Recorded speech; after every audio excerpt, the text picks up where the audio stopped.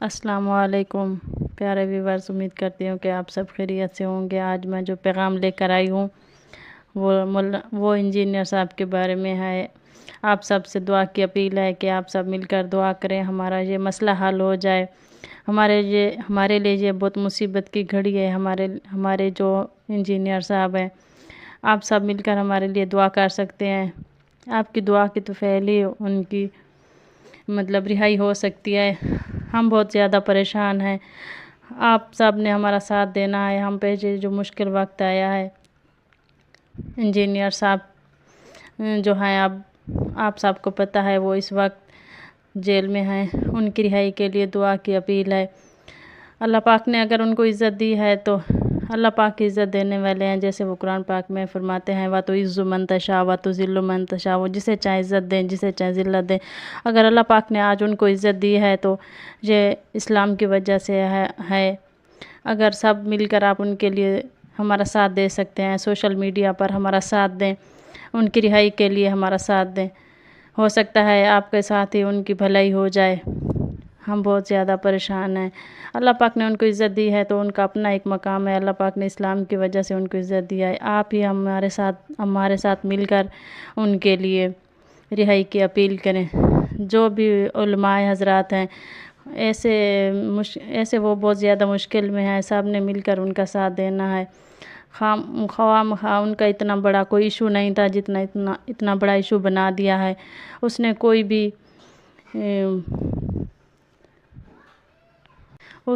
بھی گستاخی نہیں کی ہے۔ وہ ہمارے دشمن ہیں جو ہمارے خلاف ہو گئے ہیں خواہ۔ آپ مل کر ہمارا ساتھ دیں اور ان کی رہائی کے لیے بار بار میں یہی بات کہنا چاہتی ہوں کہ ان کی رہائی کے لیے دعا کریں اور ہمارا ساتھ دیں۔ ان کی کوئی اتنی بڑا ایشو نہیں تھا، اس نے کوئی بھی اتنی بری بات نہیں کی جتنا اس کو بڑا کیا گیا ہے۔ آپ ہمارا اگر ساتھ دے سکتے ہیں یا سوشل میڈیا پر ہماری آواز بنے۔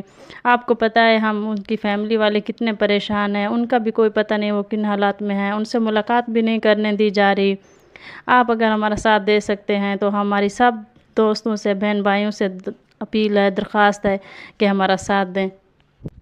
اور نظریاتی کونسل نے جو فیصلہ اب دیا ہے وہ انجینئر صاحب کے حق میں دیں۔ ان کو خواہ اتنی سزا بھگتنی پڑ رہی ہے جتنا اس کا کوئی قصور بھی نہیں تھا۔ آپ ہماری آواز بنے، ہمارا ساتھ دیں۔ اللہ پاک ہی ہمارا ساتھ دے گا انشاءاللہ۔ ہم اللہ پاک سے دعا کی درخواست کرتے ہیں۔ آپ سب سے دعاؤں کی درخواست ہے، آپ سب کی دعائیں انشاءاللہ ایک دن رنگ لائیں گی، ہمارے مولانا انجینئر صاحب باہر آ جائیں گے۔ اور لاسٹ میں آپ کو یہی پیغام دینا چاہتی ہوں کہ آپ ہماری آواز بنیں، پلیز ہماری آواز بنیں، ہمارا ساتھ دیں۔ انجینئر صاحب کے لیے سب اللہ پاک سے دعا مانگیں۔ اب ہماری بڑوں سے کوئی اپیل نہیں ہے، نہ ہماری کوئی سنتا ہے۔ سب اپنے اپنے فیصلے سنا رہے ہیں، لیکن کسی کو کوئی پتہ نہیں ہے کہ وہ کتنی اذیت میں ہے اور ہم کتنی اذیت میں ہیں۔ یہ تو صرف ہم ہی جانتے ہیں اور ہمارا اللہ ہی جانتا ہے۔ آپ ہمارے لیے دعا کریں۔ اللہ حافظ۔ رتقن، دونوں آپس میں ملے ہوئے تھے۔ ففتقناہما، تو ہم نے ان کو الگ الگ کر دیا، جدا کر دیا۔ وجعلنا من الماء كل شيء حي، اور ہم نے ہر زندہ چیز کو پانی سے پیدا فرمایا۔ افلا یؤمنون، کیا وہ اب بھی ایمان نہیں لائیں گے؟ اللہ تبارک و تعالیٰ نے اپنی قدرت کا اظہار فرمایا اس آیت کے اندر، اور ظاہر ہے کہ جس طرح یہ آیت اب کھل کر سامنے آئی ہے، پہلے تو صرف اس کا اینڈ رزلٹ ہمارے سامنے تھا کہ زمین و آسمان بنے ہوئے ہیں، لیکن یہ جو باریکی ہے کہ زمین و آسمان ابتدا میں ملے ہوئے تھے اور ہم نے ان کو پھاڑ کر جدا کیا اور ہر زندہ چیز کو پانی سے پیدا کیا۔ یہ چیزیں آ کر اب اسٹیبلش ہوئی ہیں۔ 1929 میں پہلی دفعہ ہبل نے ٹیلیسکوپ کے ذریعے یہ چیز آبزرو کی کہ یہ کائنات ایکسپینڈ کر رہی ہے، اور اس کا سمپل ٹیسٹ یہ ہوتا ہے کہ آپ اگر موونگ آبجیکٹس کا اسپیکٹرم ڈرا کریں اور وہ گرین سے ریڈ کی طرف شفٹ ہو رہا ہو، اٹ مینز کہ وہ چیزیں دور جا رہی ہیں، اور اگر گرین کی طرف شفٹ ہو رہا ہو تو چیزیں قریب آ رہی ہیں۔ تو اس نے دیکھا یہ تو ہر چیز جتنے اجرام فلکی ہیں کائنات کے اندر، ستارے ہیں، سیارے ہیں، کہکشائیں ہیں، یہ ایک دوسرے سے دور جا رہے ہیں، تمام کا اسپیکٹرم ریڈ کی طرف شفٹ ہو رہا ہے۔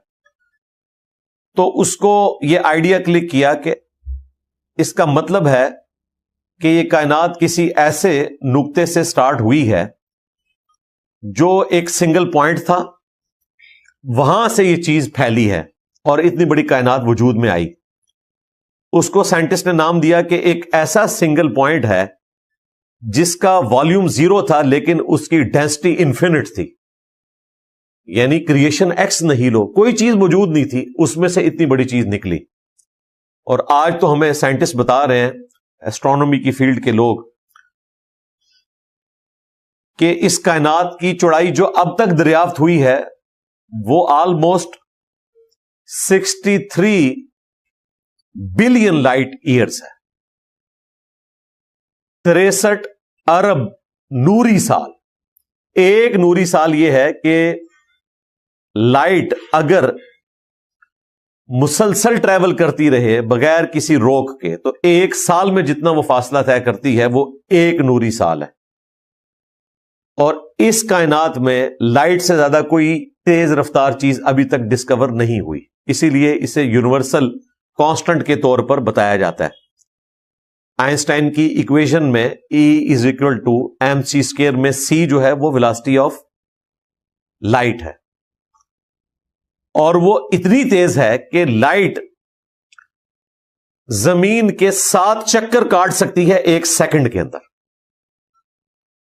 زمین کا سرکمفرنس 40,000 کلومیٹر ہے، تو ایک سیکنڈ کے اندر 7 دفعہ پوری زمین کا چکر لائٹ کاٹ سکتی ہے، اتنی تیز رفتار ہے۔